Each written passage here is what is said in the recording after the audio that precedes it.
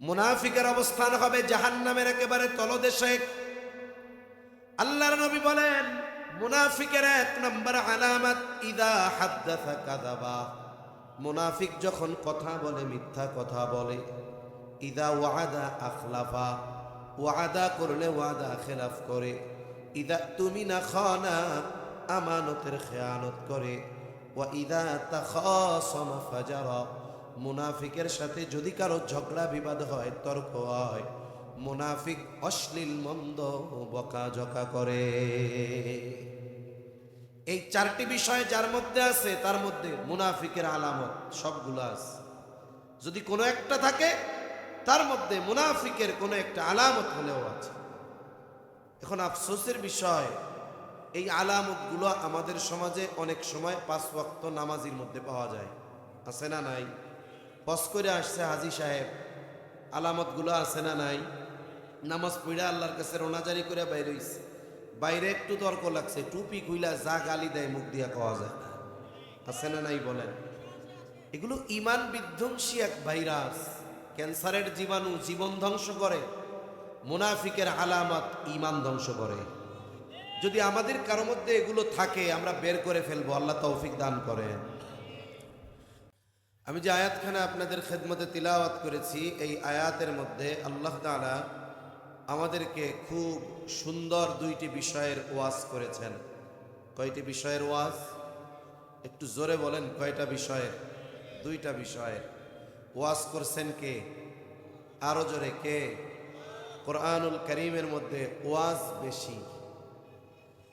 মুফাসসিরিনে কেরাম বলেন কোরআনুল কারীমে যত আয়াত আছে এর মধ্যে 500 আয়াত হলো বিধানাবলী সংক্রান্ত।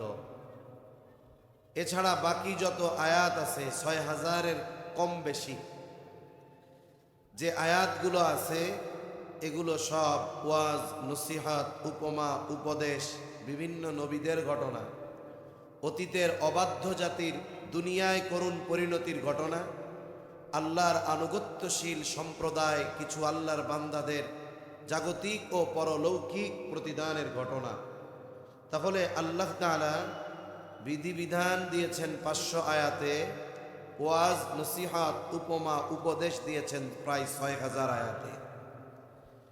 আল্লাহ তাআলা এই আয়াতের মধ্যে আমাদেরকে ওয়াজ করতেছেন। আল্লাহ বলেন ইন্নাল্লাহা ইয়া'মুরুকুম আন তু'আদ্দুল আমানাতি ইলা আহলিহা। আল্লাহ তাআলা বলেন নিশ্চয় আল্লাহ তোমাদেরকে আদেশ করতেছেন আন তু'আদ্দুল আমানাতি ইলা আহলিহা, যে তোমরা আমানত তার হকদারের কাছে ফিরায়া দাও। 2 নম্বর আল্লাহ তাআলা বলেন ওয়া ইযা হাকামতুম বাইনান নাসি আন তাহকুমু বিল আদল, আর তোমরা যখন মানুষের মধ্যে বিচার আচার করবা, ন্যায় বিচার করবা। ওয়াজ কয়টা? আরো জোরে কয়টা? 2টা। 1 নম্বর আল্লাহ তাআলা আমানতদারিতা অর্জনের নির্দেশ দিয়েছেন। এই আয়াত নাজিল হওয়ার কারণ যাকে শানে নুজুল বলা হয়, শানে নুজুলটা সংক্ষিপ্ত সারে যদি আমরা একটু জেনে নেই, পরবর্তী কথা বোঝা সহজ হবে। রাসূলুল্লাহ সাল্লাল্লাহু আলাইহি ওয়াসাল্লাম মক্কা থেকে মদিনায় হিজরত করার আগে যখন মক্কায় ছিলেন, একদিন বাইতুল্লাহর ভিতরে প্রবেশ করার ইচ্ছা পোষণ করলেন। জাহেলিয়াতের সময় 2টা দায়িত্ব ছিল খুবই সম্মানের, খুবই ইজ্জতের। 1 নম্বর দায়িত্ব হলো হাজীদেরকে পানি পান করানো, আর একটা দায়িত্ব ছিল বাইতুল্লাহর চাবি বহনের দায়িত্ব। ওই সময় বাইতুল্লাহর চাবি বহনের দায়িত্ব ছিল ওসমান ইবনে তালহার হাতে। ওসমান ইবনে তালহা প্রতি সোম এবং বৃহস্পতিবার বাইতুল্লাহর দরজা খুলে দিতেন। মানুষেরা ভেতরে যাইত, ইবাদত বন্দেগী করত। যদি অন্য কোনো সময় কারো বাইতুল্লাহর ভিতরে যাওয়ার ইচ্ছা হতো, তাহলে ওসমান ইবনে তালহার কাছ থেকে চাবি চেয়ে নিয়ে তিনি ভিতরে ঢুকতেন। নবীজি সাল্লাল্লাহু আলাইহি ওয়াসাল্লাম একদিন ইচ্ছা পোষণ করলেন যে তিনি বায়তুল্লাহর ভিতরে ঢুকবেন। শানে নুজুলের কয়েকটা বর্ণনা পাওয়া যায়, এর মধ্যে থেকে একটা আমি আপনাদের শোনাইতেছি। নবীজি ওসমান ইবনে তালহার কাছে গিয়ে বলেন, ওসমান, আমাকে বায়তুল্লাহর চাবিটা একটু দাও, আমি একটু ভেতরে যাইতে চাই, ইবাদত করতে চাই। ওসমান ইবনে তালহা তখনও কাফের, হুদায়বিয়ার সন্ধির পরে তিনি ঈমান এনেছেন। ওসমান ইবনে তালহার হাতে চাবি, নবীজি যখন ওসমান ইবনে তালহার হাতে চাবি চেয়েছেন, ওসমান ইবনে তালহা নবীজিকে চাবি দিল না, উপরন্ত নবীজিকে তিরস্কার করলো, কটূক্তি করলো। নবীজি তার কথায় কষ্ট পেলেন। ওসমান ইবনে তালহাকে উদ্দেশ্য করে নবীজি বললেন, ওসমান, আজকে তোমার হাতে চাবি আছে, এই জন্য তুমি আমাকে চাবি দিলা না, বায়তুল্লাহ ঢুকতে দিলা না। অচিরেই এমন এক সময় আসবে যখন এই চাবি আমার হাতে থাকবে, আর ওই দিন আমি যাকে ইচ্ছা তাকে চাবি বহনের দায়িত্ব দিব। আজকে আমি তোমার কাছে চাবি চাইলাম, তুমি দিলা না। তবে ওই সময় পর্যন্ত এটা অসম্ভব মনে হচ্ছিল। ওসমান ইবনে তালহাও পরবর্তীতে বর্ণনা করেন, নবীজি যখন বলেছে চাবি আমার হাতে আসবে, আমি যাকে খুশি তাকে চাবি দিব। মুসলমানদের পরিস্থিতি মক্কায় ওই সময় পর্যন্ত এমন যে কোনোদিন এই চাবি মুসলমানদের হাতে যেতে পারে, ওই সময় পর্যন্ত এটা অসম্ভব মনে হতো। ওসমান ইবনে তালহা তখন বলতেছে, মুহাম্মদ, এমনটা যদি কোনোদিন হয় যে চাবি তোমার হাতে, ওই দিনটা হবে কুরাইশদের জন্য সবচাইতে লাঞ্ছনা আর অপমানের দিন। নবীজি তখন বলছে, না, ওই দিন আল্লাহ তাআলা কুরাইশদের মর্যাদা সম্মান আরো বাড়ায়া দিবে। ওসমান ইবনে তালহা বলে, যদিও মনে হচ্ছিল যেটা নবীজি বলছে অসম্ভব, তবে এমন ব্যক্তি এই কথা বলেছে যে গোটা হায়াতে একটা অনর্থক কথাও বলে নাই, মিথ্যা কথা বহুদূর, গোটা জীবনে একটা অপ্রয়োজনীয় কথাও তিনি বলেন নাই। যখন তিনি বলেছেন যে চাবি একদিন আমার হাতে আসবে, যদিও ওই অবস্থায় মনে হচ্ছিল অসম্ভব, কিন্তু কথাটা বলেছে মুহাম্মাদুর রাসূলুল্লাহ সাল্লাল্লাহু আলাইহি ওয়াসাল্লাম, এই জন্য আমার মনের মধ্যে ঢুকে গেছে, হয়তো অচিরেই এই বিষয়টা বাস্তবে রূপ নিবে। চিন্তার কারণ হয়ে গেছে আমার। মক্কা বিজয় হলো, নবীজি সাল্লাল্লাহু আলাইহি ওয়াসাল্লামের হাতে চাবি। ওসমান ইবনে তালহা চাবি দিতে চায় না। আলী রাদিয়াল্লাহু তাআলা আনহু চাবি কেড়ে নিয়ে নবীজির হাতে দিলেন। নবীজি বায়তুল্লাহর দরজা খুললেন, ভেতরে 360টা মূর্তি। নবীজি নিজ হাতে মূর্তিগুলাকে ভাঙলেন। রাসূলুল্লাহ সাল্লাল্লাহু আলাইহি ওয়াসাল্লাম বায়তুল্লাহর চত্বরে বসে আছেন সাহাবায়ে কেরামকে নিয়ে। আলোচনা হচ্ছে চাবি বহনের দায়িত্ব কারে দেওয়া যায়। ওসমান ইবনে তালহা যদিও ইমামদার, কিন্তু চিন্তা করতেছেন চাবি আর আমার হাতে হয়তো আসবে না। পরামর্শ হচ্ছে কাকে দেওয়া যায়। হযরত আব্বাস রাদিয়াল্লাহু তাআলা আনহু বললেন, ইয়া রাসূলুল্লাহ, যেহেতু হাজীদের পানি পান করানোর দায়িত্ব আমাদের, বায়তুল্লাহর চাবি বহনের দায়িত্ব কুরাইশদের দিয়ে দেওয়া হোক। আব্বাস রাদিয়াল্লাহু তাআলা আনহু প্রস্তাব দিলেন, চাবি কুরাইশদের হাতে তুলে দেওয়া হোক। আল্লাহ রাব্বুল আলামিন ওই মুহূর্তে জিবরাইল আলাইহিস সালামকে দিয়ে ওহী নাজিল করলেন। সমস্যার সমাধান, সিদ্ধান্ত আল্লাহর তরফ থেকে চলে আসলো। আল্লাহ তাআলা জানায়া দিলেন, আপনি এই চাবি বহনের দায়িত্ব ওসমান ইবনে তালহার হাতেই ফিরায়া দেন। এই জায়গায় আমানতদারিতাকে, দায়িত্বকে আমানতদারিতা বলে অভিহিত করা হয়েছে। আল্লাহ তাআলা সেই কথাই বলেন, আনতু আদ্দুল আমানাতি ইলা আহলিহা, যে আপনি এই আমানত তথা এই চাবি বহনের দায়িত্ব এতকাল যার কাছে ছিল তার কাছেই ফিরায়া দেন। এক নাম্বার, সে যখন ওই আচরণ করেছে তখন সে ছিল কাফের। এখন তো সে কাফের না, সে মুমিন। আর ঈমান আনার কারণে আল্লাহ তাআলা অতীতের সব গুনাহ মাফ করে দেয়, যত ধরনের গুনাহ থাকুক না কেন। রাসূলুল্লাহ সাল্লাল্লাহু আলাইহি ওয়াসাল্লাম বলেন, ইন্নাল ইসলাম ইয়াহদিমু মা কানা ক্বাবলাহু। নবীজি বলেন, ইসলাম গ্রহণ যখন করা হয়, ইসলাম গ্রহণ করলে অতীতের সব গুনাহগুলো আল্লাহ মাফ করে দেয়, যত বড় পাপ হোক, যত বড় অন্যায় হোক।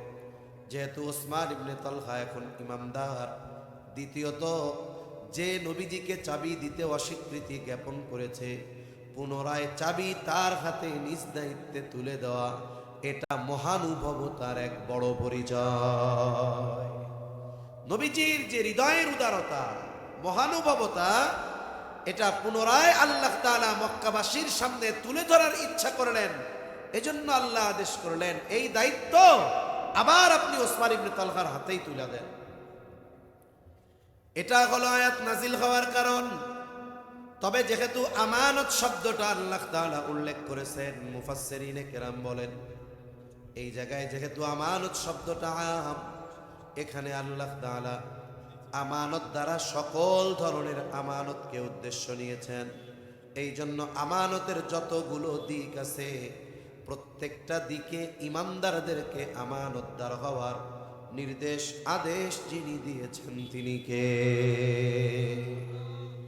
তাহলে আমাদের আমানতদার হওয়ার নির্দেশ আল্লাহ দিয়েছেন। আমানতদারিতা এটা মুমিনের ভূষণ। কোন মুমিনের মধ্যে যদি আমানতদারিতা না থাকে, সে প্রকৃত মুমিন হতে পারে না, তার মধ্যে নেফাকি থাকে। কারণ আমানতের খেয়ানত করা এটা হলো মুনাফিকের আলামত। নবীজি সাল্লাল্লাহু আলাইহি ওয়াসাল্লাম মুনাফিকের আলামতগুলো জানায় দিয়েছেন। আমাদের হয়তো জানা আছে, এরপরেও আমার একটু মুযাকারা করি। কারণ মুনাফিক হলো এমন, যার ব্যাপারে আল্লাহর ঘোষণা, ইন্নাল মুনাফিকিনা ফিদ দারকিল আসফালি মিনান নার।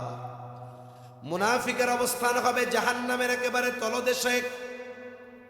আল্লাহর নবী বলেন, মুনাফিকের এক নম্বর আলামত, ইদা হাদ্দাসা কাযাবা।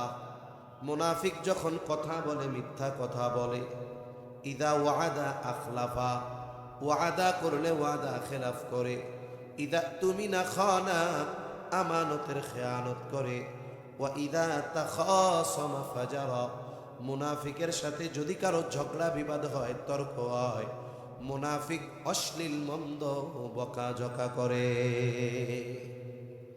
এই চারটি বিষয় যার মধ্যে আছে, তার মধ্যে মুনাফিকের আলামত সবগুলো আছে। যদি কোনো একটা থাকে, তার মধ্যে মুনাফিকের কোনো একটা আলামত হলেও আছে। এখন আফসোসের বিষয়, এই আলামতগুলো আমাদের সমাজে অনেক সময় 5 ওয়াক্ত নামাজির মধ্যে পাওয়া যায়। আছে না নাই? হজ করে আসছে হাজী সাহেব, আলামতগুলো আছে না নাই? নামাজ পড়ে আল্লাহর কাছে রোনাজারি করে বাইরে হইছে, বাইরে একটু তর্ক লাগছে, টুপি খুইলা যা গালি দেয় মুখ দিয়া খাওয়া যায়। আছে না নাই বলেন? এগুলো ইমান বিধ্বংসী এক ভাইরাস, ক্যান্সারের জীবাণু, জীবন ধ্বংস করে। মুনাফিকের আলামত ইমান ধ্বংস করে। যদি আমাদের কারো মধ্যে এগুলো থাকে, আমরা বের করে ফেলবো, আল্লাহ তৌফিক দান করেন। তাহলে মুনাফিকের অন্যতম আলামত, ইদা তুমিনা খানা, আমানতের খেয়ানত করা। আর মুমিনের ভূষণ, জীবন দিয়ে হলেও আমানতের হেফাজত করা। এই জন্য আমানতের হেফাজত করা হলো মুমিনের ভূষণ।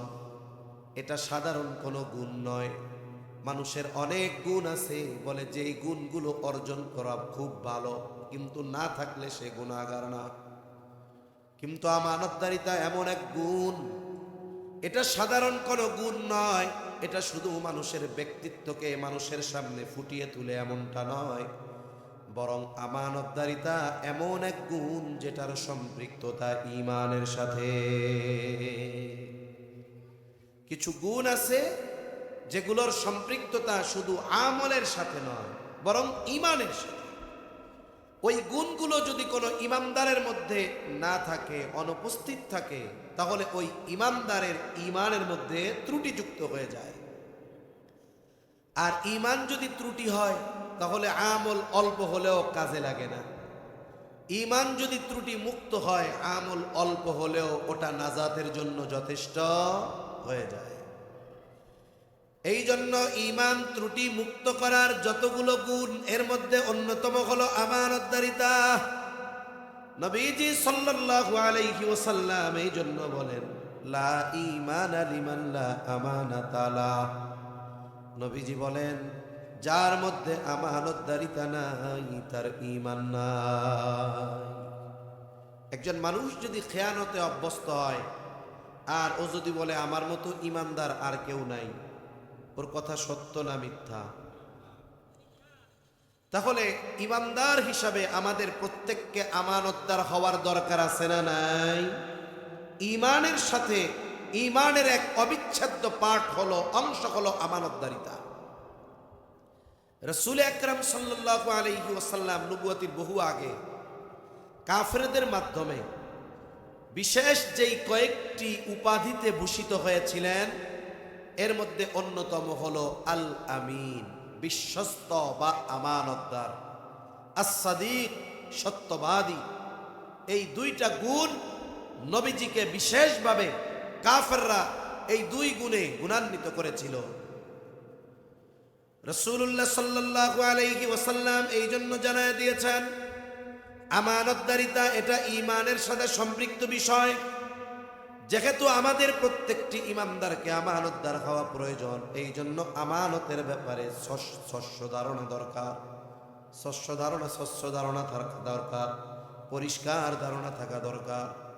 আফসোসের বিষয় আমাদের সমাজে অনেক মানুষ আমরা আছি, 5 ওয়াক্ত নামাজ পড়ি, অনেক দিনই কাজ করি, কিন্তু আমানতদারিতার ব্যাপারে স্বচ্ছ ধারণা নাই। আমরা আমানতদারিতা কোন কোন ক্ষেত্রে অর্জন করব, আমানতদার হব, কয়েকটা বিষয় আমরা জানব।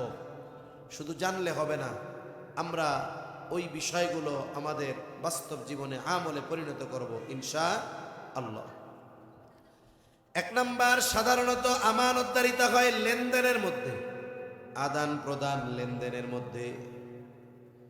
কেউ যদি আমার আপনার কাছে কোনো সম্পদ আমানত রাখে, আল্লাহর নির্দেশ, হকদার যদি ভুলেও যায়, মরেও যায়, ভুলে গেলেও তার হক তাকে ফিরিয়ে দেওয়ার দায়িত্ব আমার। সে যদি মারাও যায় তার ওয়ারিসের কাছে এই আমানতের বস্তু ফিরিয়ে দেওয়ার দায়িত্ব আমার। শুধু আমানতের বস্তু বা সম্পদ এমন নয়, বরং কোনো বান্দার হক যদি আমার কাছে থাকে, সেটা ঋণ সম্পৃক্ত হতে পারে, সেটা ওয়ারিস সম্পদ সম্পৃক্ত হতে পারে। অনেক সময় আছে বাবা মারা গেছে, কোথায় কি সম্পদ আছে বোনরা জানে না, ভাই খুব ভালো মতো জানে। এই না জানাকে কাজে লাগিয়ে ভাই মোটামুটি সব গ্রাস করে নেয়, বোনদেরকে বাবার হক থেকে বঞ্চিত করে। এমন বুজুর্গ লোক সমাজে আছে না নাই? অনেক আছে। এজন্য হক যেটা বান্দার সাথে সম্পৃক্ত, সেটা আমানত হোক, জামানত হোক, ঋণ হোক, ওয়ারিসি সম্পদ হোক, এক কথায় কেউ যদি আমার কাছে কোনো প্রাপ্য থাকে, যে হকদার, সে যদি ভুলেও যায়, তার হক তার কাছে পৌঁছানোর আদেশ আমাদের দিয়েছেন কে? আরো জোরে বলেন কে? আনতু আদ্দুল আমানাতি ইলা আহলিহা,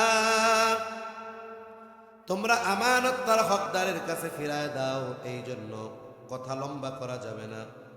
মূল কথা হলো, আমার আপনার কাছে কারো হক যদি থাকে, ওই হকদারের হক তার কাছে পৌঁছিয়ে দেওয়ার নির্দেশ আল্লাহ তাআলা দিয়েছেন। কোনো ব্যক্তি যদি আমানতের বস্তু মেরে খায়, ঋণের বস্তু মেরে খায়, ওয়ারিসি সম্পদ মেরে খায়, অথবা যে কোনো কৌশলে কারো হক মেরে খায়, বলে কিয়ামতের দিন এই হক তাকে নেকি দিয়ে অথবা গুনাহ নিয়ে আদায় করা লাগবে।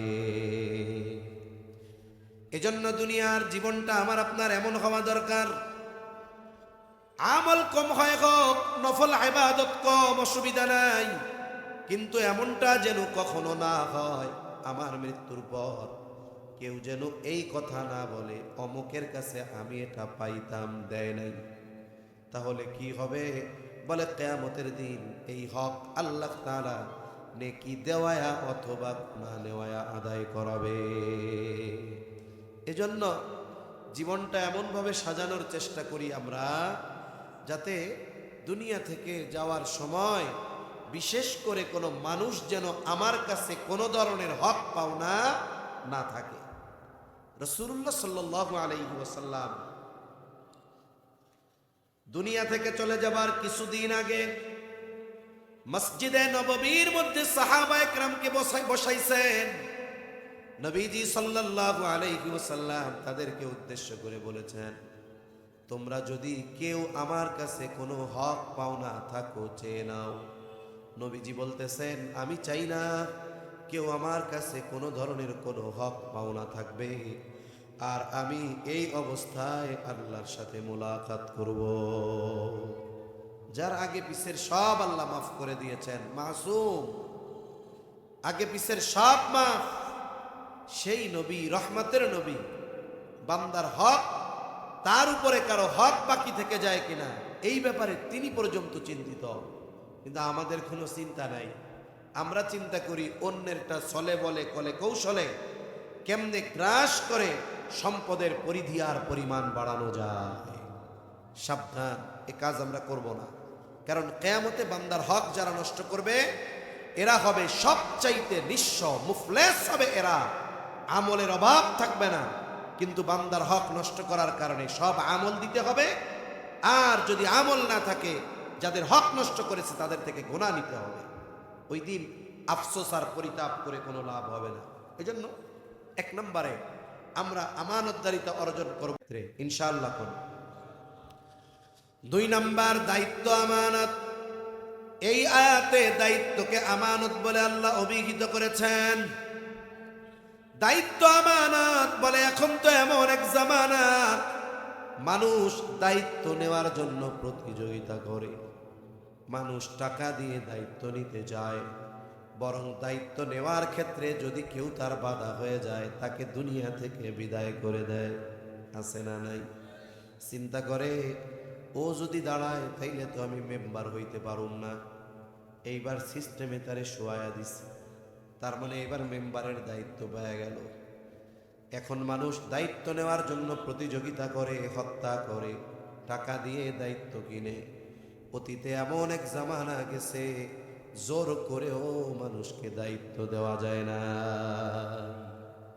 মানুষ দায়িত্ব নিতে চাইতো না, কারণ মনে করতো যে কোনো দায়িত্ব এটা তো আমানত, যদি আমি এই আমানত রক্ষা না করতে পারি তাহলে আমার অবস্থা কি হবে। ইমাম আজম আবু হানিফা রহমাতুল্লাহি আলাইহি, খলিফা মনসুর ইমাম আবু হানিফা রহমাতুল্লাহি আলাইহিকে বাজারের মধ্যে মানুষের উপস্থিতিতে প্রস্তাব দিলেন যে প্রধান বিচারকের পদ শূন্য, আপনাকে আমি প্রধান বিচারক হিসাবে নিয়োগ দিলাম। একেবারে সরাসরি নিয়োগ।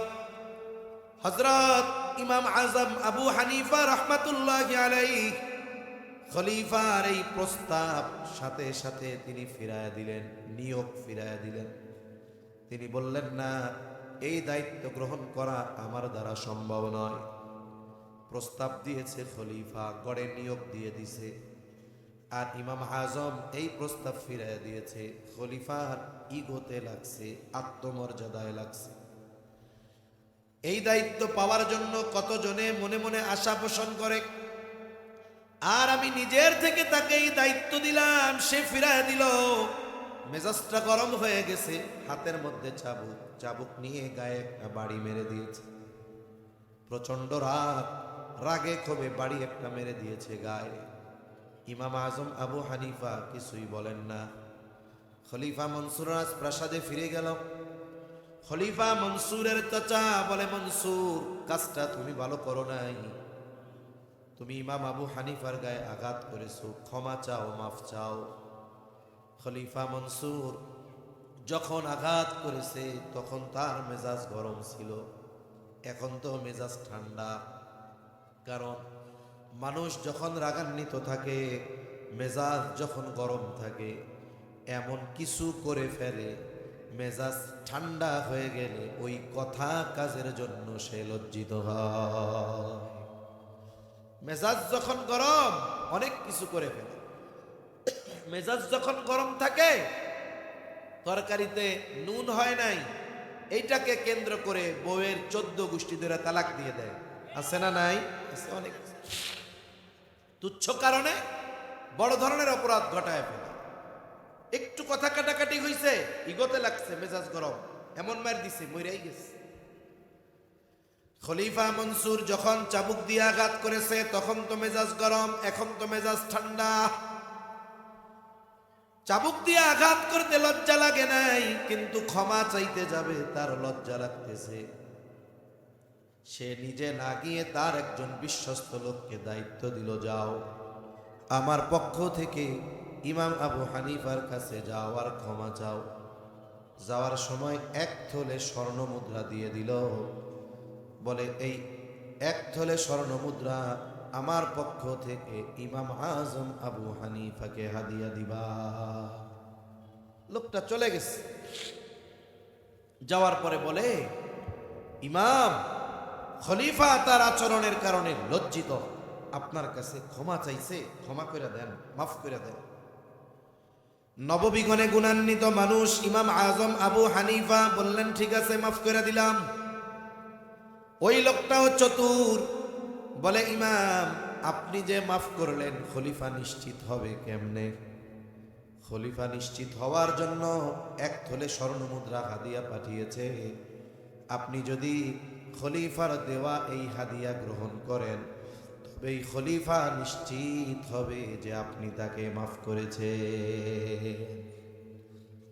ইমাম আজম আবু হানিফা বলে, মাফ তো করছি, হাদিয়া লাগবে না, ফেরত নিয়ে যাও।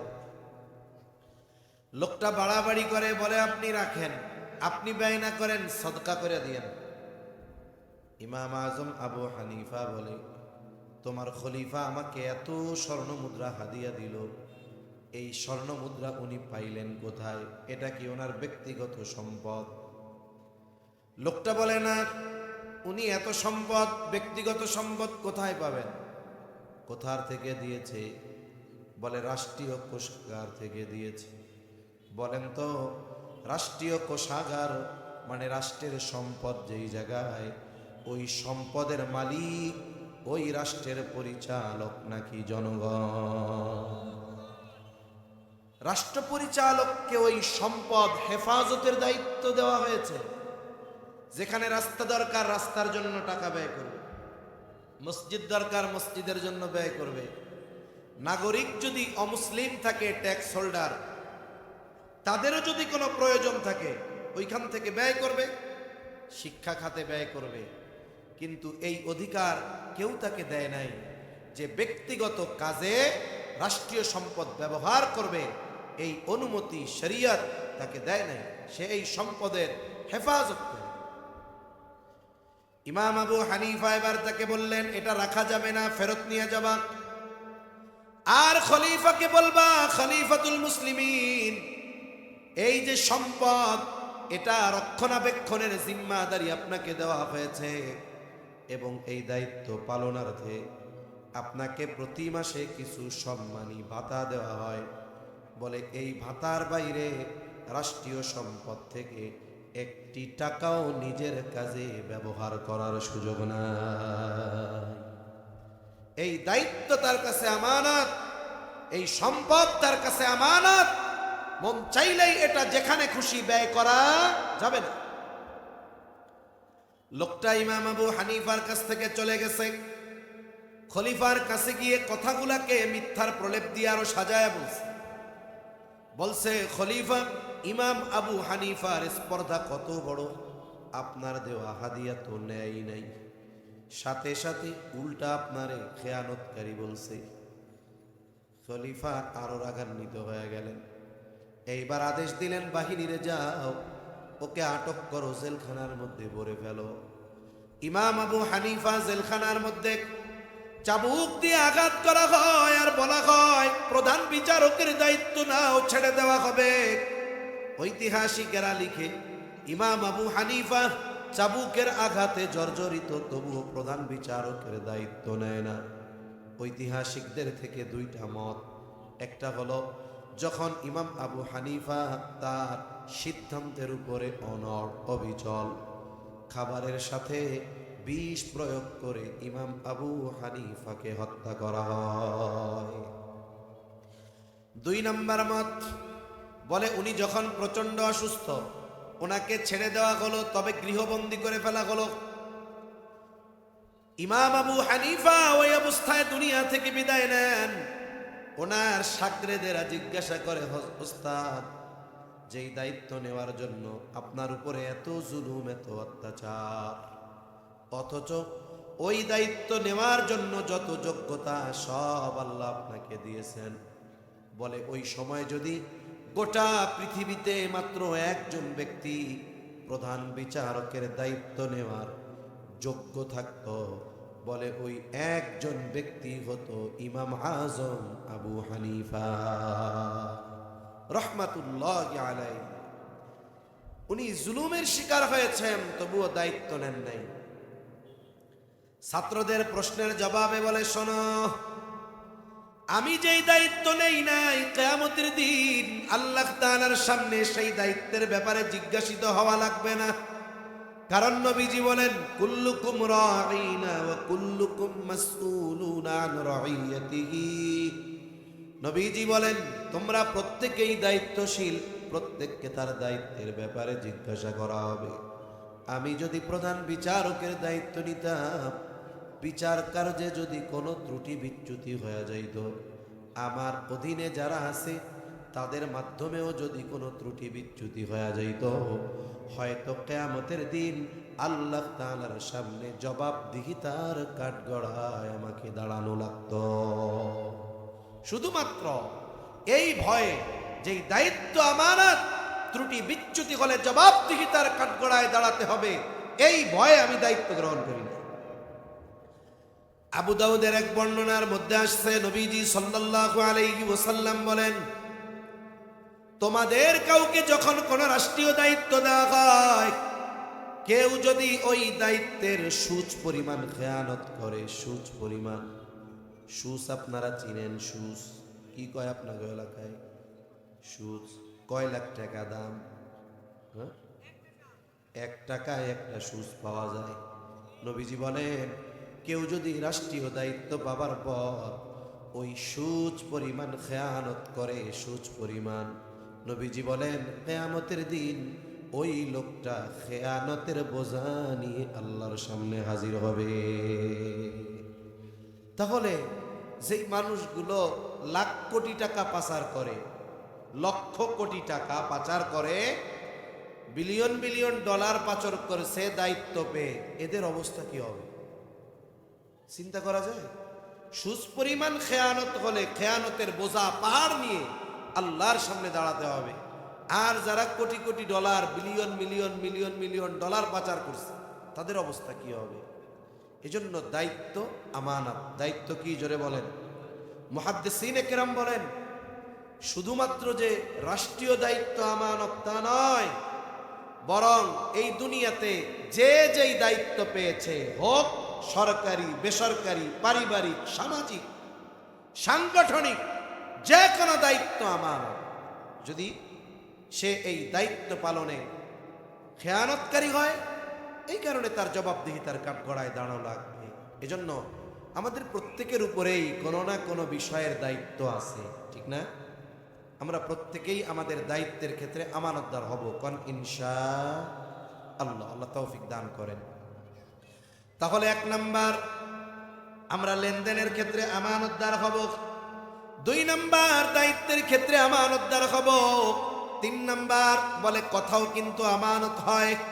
নবীজি সাল্লাল্লাহু আলাইহি ওয়াসাল্লাম বলেন, ইদা হাদ্দাসার রাজুলু সুম্মা ইলতাফাতা ফাহিয়া আমানাতুন।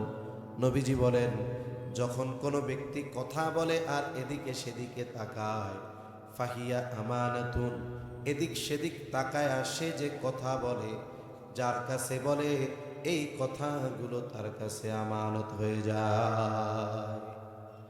সাধারণত মানুষ কথা বলার সময় ডানে বামে সামনে পেছনে তাকায় কেন? সে চায় না তার এই কথাগুলো সে যাকে বলতেছে সে ছাড়া অন্য কেউ যেন না শুনতে পারে। উপরন্তু অতি সতর্কতার কারণে সে যাবার সময় আবার কি বলে যে হুজুর, ভাই, চাচা, কথাটা শুধু আপনার কাছে বললাম, আপনি আর কারো কাছে বললেন না। এরকম বলে কি বলে না? যদি কথাটা এমন গোপন কথা হয় যেটা গোপন করলে রাষ্ট্রের ক্ষতি হবে, ইসলামের ক্ষতি হবে, মানুষের জানমালের ক্ষতি হবে, এই ধরনের কথা তো গোপন করার দরকার নাই, এটা আরো ফ্লাশ করে দিতে হবে, ঠিক কিনা বলেন?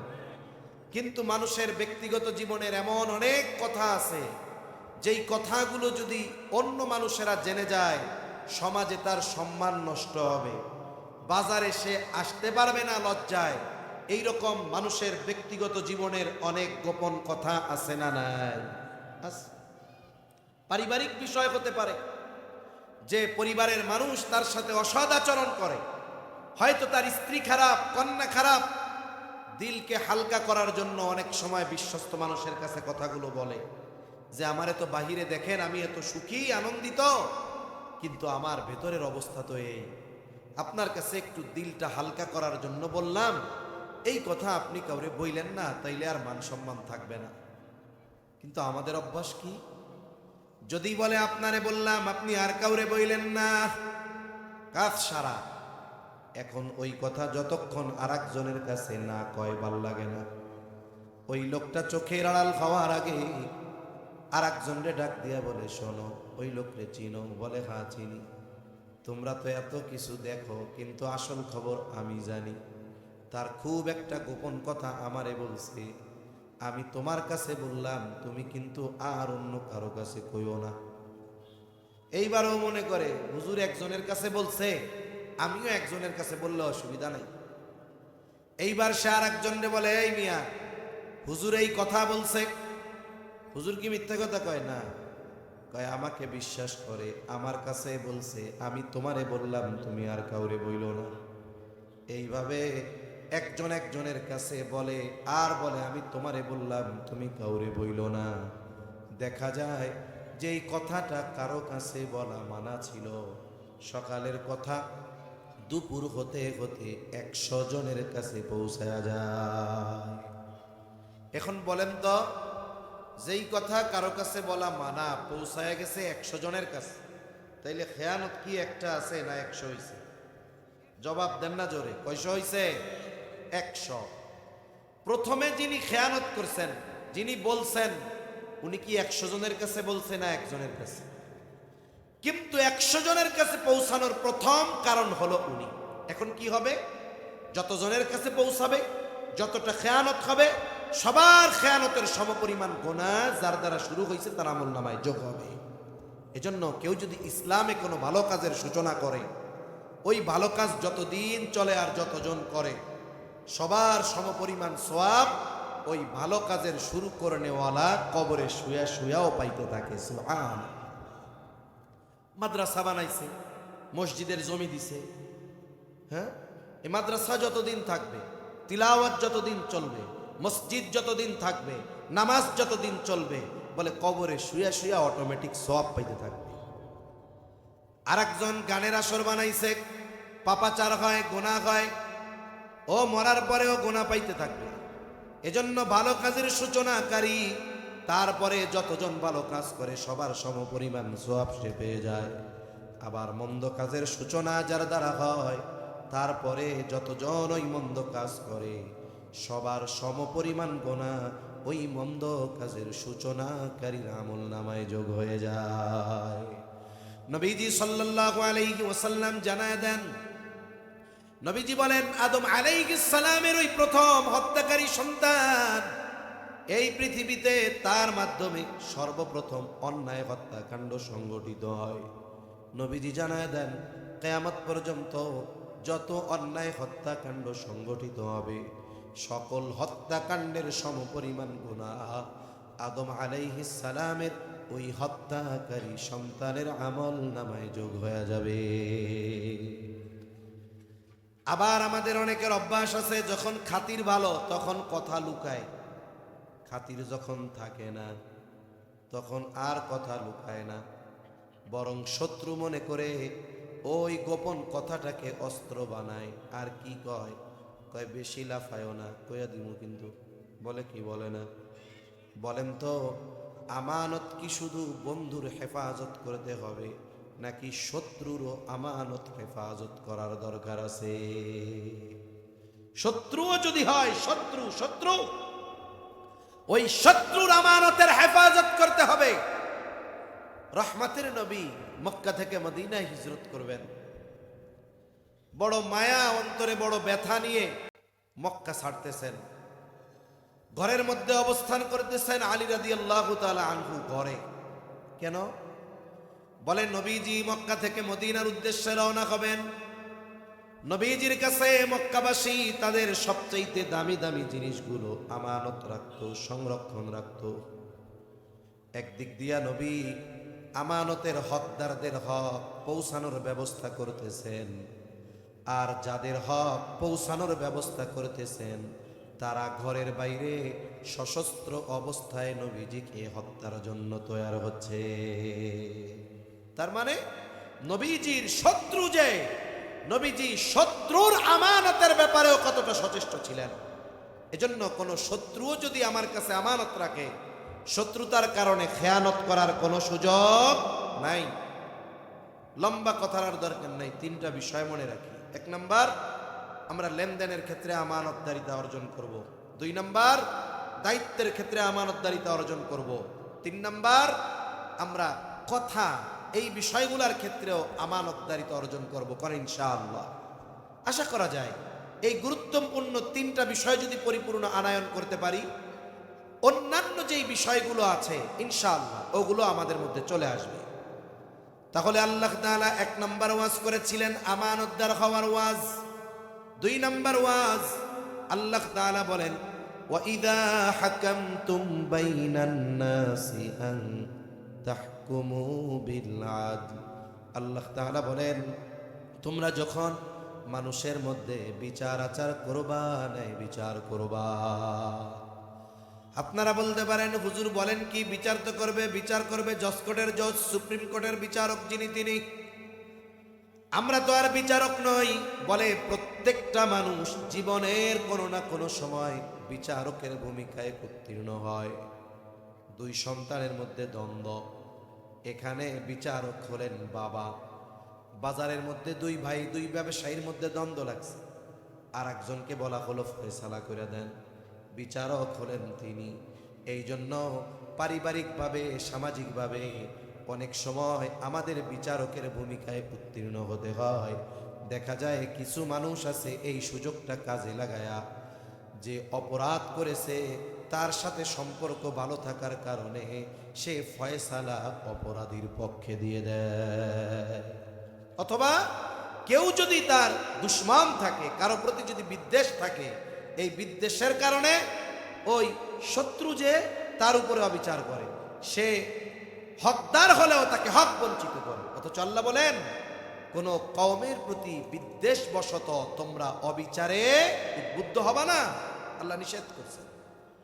ওয়ালা ইয়াজরিমান্নাকুম শানাআনু কওমিন আলা আল্লা তা'দিলু ই'দিলু হুয়া আকরাবু লিত্তাকওয়া। বিদ্বেষের কারণে অবিচার করার ব্যাপারে নিষেধ করেছেন আল্লাহ, বরং ন্যায় বিচার করার আদেশ দিয়েছেন।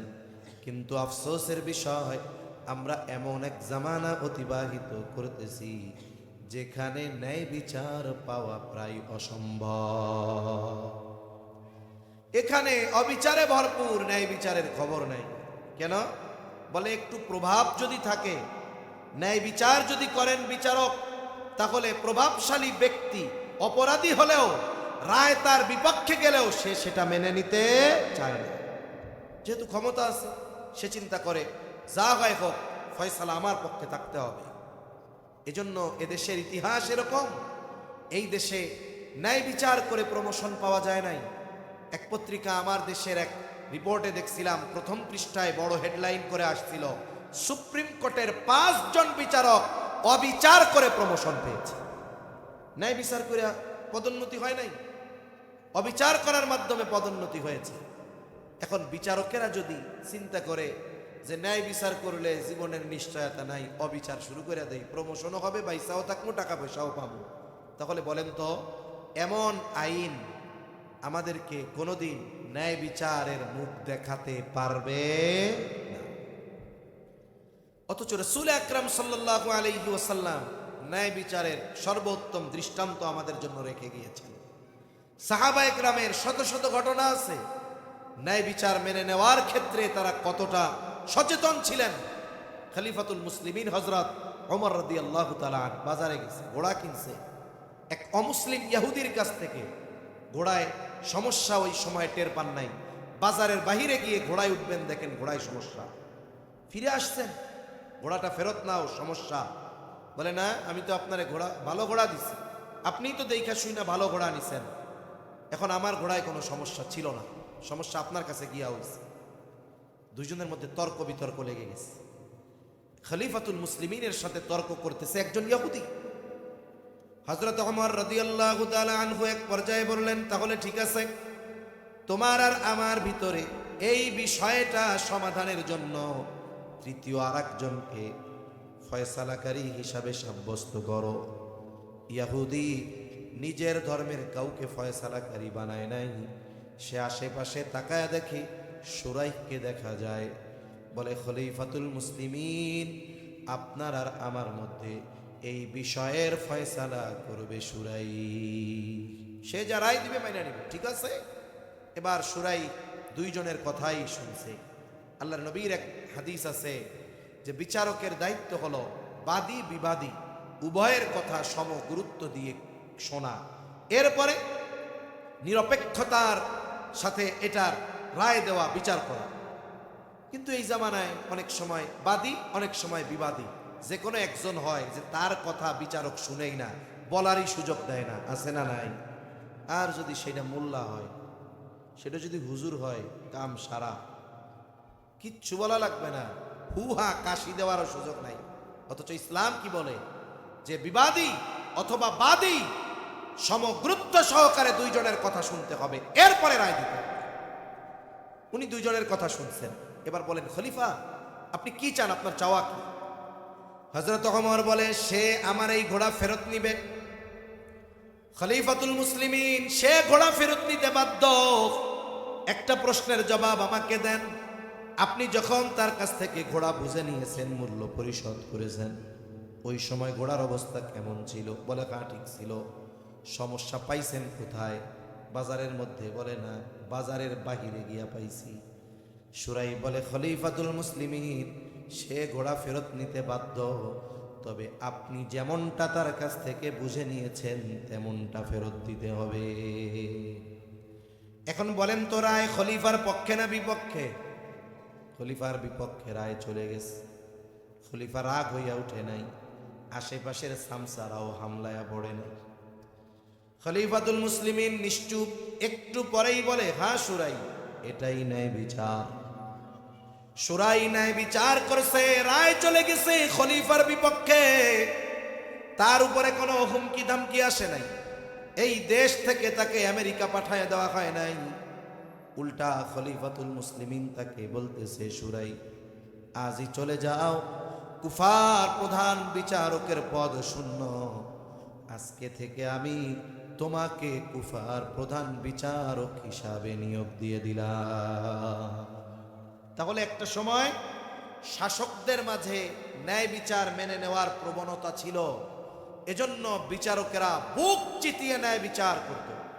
এজন্য দেখেন না, গত টার্মেও তো আপনারা দেখছেন, যখনই কথা উঠে বিচার বিভাগকে পৃথকীকরণ করা হবে, তার মানে যেই দল ক্ষমতায় যাবে, ক্ষমতার বলয়ে যারা থাকবে, তাদের প্রভাব থেকে বিচার বিভাগ সম্পূর্ণরূপে নিরাপদ থাকবে, কোনো প্রভাব বিস্তার করতে পারবে না, ওটা স্বতন্ত্র একটা প্রতিষ্ঠানের মতো চলবে। কোনো সরকার যারা ক্ষমতায় আসে এটা ছেড়ে দিতে চায় না। কেন? বলে, যদি ছেড়ে দেই তাহলে তো দুর্নীতি করা যাবে না, দেশের সম্পদ চুষে খাওয়া যাবে না। এজন্য নিজস্ব ক্ষমতার বলয়ের মধ্যে বিচার বিভাগকে রাখে, আর বিচারক হিসাবে তাদেরকে নিয়োগ দেয় যারা ওই শাসকদের পক্ষে, ইসলামের বিপক্ষে, মুসলমানদের বিপক্ষে রায় দিবে। ঠিক কিনা বলেন? ন্যায় বিচার নাই দুনিয়া, কিন্তু আল্লাহ তাআলা ন্যায় বিচারের নির্দেশ দিয়েছেন। ইমাম শাফিঈ রহমাতুল্লাহি আলাইহি বলেন, এই দুইটা গুণ হলো এমন গুণ, যদি কোনো ব্যক্তির ভিতরে থাকে, সামগ্রিকভাবে পরের কথা, কোনো ব্যক্তির ভিতরে যদি থাকে ওই ব্যক্তি সৌভাগ্যবান। এখন আপনার সমাজে যদি প্রত্যেক ব্যক্তির মধ্যে এই গুণ দুইটা থাকে তাহলে এই সমাজের মানুষ সৌভাগ্যবান। যদি কোনো শাসকের মধ্যে এই দুইটা গুণ থাকে তাহলে সেই শাসক সৌভাগ্যবান, সেই দেশের যারা মানুষ বসবাসকারী তারা সৌভাগ্যবান। এজন্য আমরা আল্লাহ তাআলার আমাদের জন্য যেই দুইটা নির্দেশের কথা আল্লাহ বলছেন সূরা নিসার 8 নম্বর আয়াতে, আমানতদারিতা আর ন্যায়পরায়ণতা, দুই গুণ অর্জন করব তো ইনশাআল্লাহ। কখনো আমানতের খেয়ানত করব না, বলেন ইনশাআল্লাহ। কখনো আমরা যদি বিচারের সুযোগ হয় কখনো অবিচার করব না। এই দুইটা বিষয়কে স্বয়ং আল্লাহ নিজে সুন্দর বলেছেন। আল্লাহ তাআলা বলেন, ইন্নাল্লাহা নি'ম্মা ইয়া'iদুকুম বিহ, নিশ্চয় আল্লাহ তোমাদের কতই না সুন্দর ওয়াজ করলেন। তার মানে এই দুইটা বিষয় আমানতদারিতা আর ন্যায়পরায়ণতাকে সুন্দর গুণ বলে অভিহিত করেছেন কে? তার মানে এই দুই গুণ যেই মুমিনের মধ্যে আছে সেই মুমিন আল্লাহর ভাষায় সুন্দর। এরপরে আল্লাহ বলেন, বান্দারে আমি তো তোমাদের কত সুন্দর দুইটা ওয়াজ করলাম, এই দুই ওয়াজের উপরে আমল করো কি করো না? এই দুই বিষয় নিয়ে কি আলোচনা সমালোচনা করো বলেন তো? আল্লাহ দেখেন কি দেখেন না? আমরা যদি কোনো সমালোচনা আলোচনা করি আল্লাহ শুনেন কি শুনেন না? এমন যেন বলে, বান্দারে এই দুইটা সুন্দর ওয়াজ তোমাদেরকে করলাম, দুইটা গুণ অর্জনের নির্দেশ দিলাম, তোমরা এই দুই গুণ অর্জন করো কি করো না? আমি আল্লাহ দেখি। এই দুই গুণ নিয়ে কি আলোচনা সমালোচনা করো আমি আল্লাহ শুনি। কেন? আল্লাহ বলেন, ইন্নাল্লাহা কানা সামিআম বাসীরা, নিশ্চয়ই আল্লাহ তাআলা সর্বশ্রোতা সর্বদ্রষ্টা। আল্লাহ তাআলা আমাদের সকলকে পরিপূর্ণ আমানতদার ন্যায়পরায়ণ হওয়ার তৌফিক দান করেন। সকলে জবান খুলে বলি আমিন।